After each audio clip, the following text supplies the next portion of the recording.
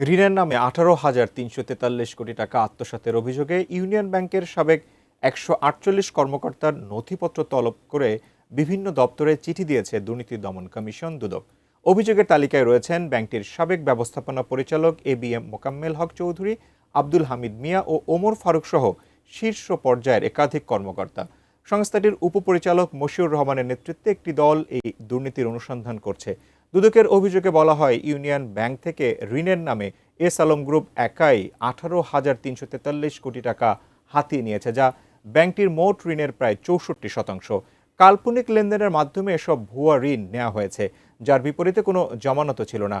বাংলাদেশ ব্যাংকের বিশেষ পরিদর্শনে জালিয়াতির এই ভয়াবহ চিত্র উঠে আসে। দুদক এখন এ ঘটনার অনুসন্ধানে বিভিন্ন দপ্তরে চিঠি দিয়েছে।